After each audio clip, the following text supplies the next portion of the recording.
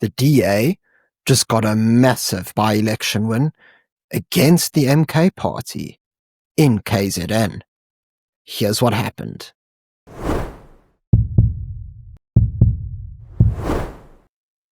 Yesterday, we received news that the DA got a massive by-election victory in Ward 64 in the eThekwini municipality in KZN. So, in this municipality, the DA won 63.01% of the vote, vastly outperforming the MK party with 22.49% of the vote. Meanwhile, the ANC came in a distant third with 10.17% of the vote. What's particularly notable is that the DA was actually able to win back 3 wards that the MK party won during the 2024 election. Now, if we take a look at what has happened in this ward historically, we'll notice a very interesting trend. So during the 2024 election, we actually saw the MK party win Ward 64. They got 37.1% of the vote compared to the DA's 36.9%, which is only a 0.2% lead. However, it's important to note that this was on the national ballot. On the provincial ballot, we actually saw the DA win, and they got a 4% win over the MK party. Still, if we drill down to the voting district level, we see that the MK party won 3 voting districts. These are St. Raphael's Special School, Montclair Senior Primary School, and Montclair Recreational Hall. What's important to note is that they won these districts both on the provincial and the national ballots. So if we go back to the 2021 election, what's really interesting is that in this election, the DA won the ward. And so the by-election result isn't really a situation where the DA have made this historic win against the MK party, but rather that they've actually won back the ward that they previously held. So if we take a look again at the voting district level, we see that the DA won the majority of the districts except for one, which is St. Raphael's Special School, which the ANC won. But then it gets really interesting, because back in the national election of 2019, we actually saw the ANC win on the national ballot in Ward 64, as well as on the provincial ballot. Now, if we drill it down to the voting district level, again, the ANC won a whole bunch of districts on the right-hand side, including those 3 won by the MK party, whereas the DA won the rest. Going back to the local government election of 2016, we see a similar situation where, again, St. Raphael's School was won by the ANC and the others won by the DA. Now, I know seeing this ward and its voting districts change hands so often is very confusing. But regardless of this confusion, there actually is a very interesting trend that's emerging if we dig beneath the data. So I've taken the liberty to create a spreadsheet tracking the DA's support levels in Ward 64 since 2016.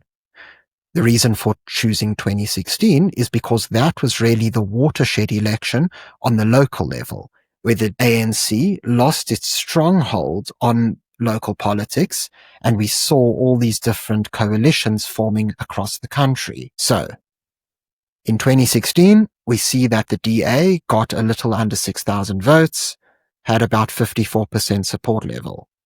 In 2019, we saw both their number of votes and the support level drop, and so they performed better in the local election compared to the provincial election. In 2021, we saw their percentage of the vote spike up by 15%, even though their raw number of votes fell.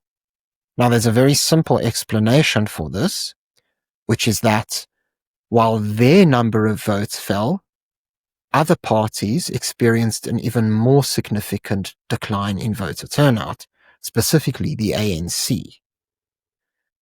Moving from 2021 to 2024, We saw that in this provincial by-election, the DA support level dropped, even though, quite strangely enough, they actually got more votes than they did in 2021. But still, the rise of the MK was undeniable, especially in KZN, and so we saw them narrowly lose out to the MK party on the national ballot, but somehow hold on towards 64 on the provincial. Finally, we see how in 2025, the DA support level surged to 63% of the vote, with only a little less than 3,200 votes. Now, if I was the DA, I wouldn't be too worried about this lack of votes, because what's actually pretty common knowledge in politics is that by-elections have much lower turnouts than national elections and provincial elections, and even municipal elections. So there's really no surprise here. But what we do actually notice is two very interesting trends.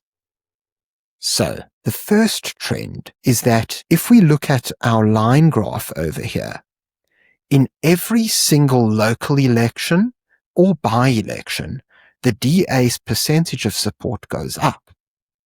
They drop during provincial elections. And so what this actually shows us is that while some people may not like the DA on a national level, perhaps they clash with them ideologically, the DA still maintains very strong support on the local level. And even if we are to look at their national results across South Africa, the DA consistently performs better during municipal elections than they do at national elections. And so this might get them quite excited for the upcoming local elections, which are set to take place either next year or early 2027. The second important revelation is the fact that the DA seems to benefit from a low voter turnout. Now, this might sound like a peculiar point, but what we actually see is that when there is a low voter turnout, DA voters seem to stay pretty loyal to the party. And so even in instances where they do actually lose voters, such as in the by-election and even during the 2021 local election, they're still able to see their percentage rise quite significantly. This phenomenon was especially clear during last year's national election. You see, the DA saw an increase in its percentage of the vote and hailed this as a victory. But what actually happened is that they lost voters. The reason why their support levels in percentage rose, however, is because national voter turnout was so much lower than the previous election. And so while parties such as the ANC drastically dropped in support, the DA were actually able to increase their percentage of the vote just by holding relatively steady.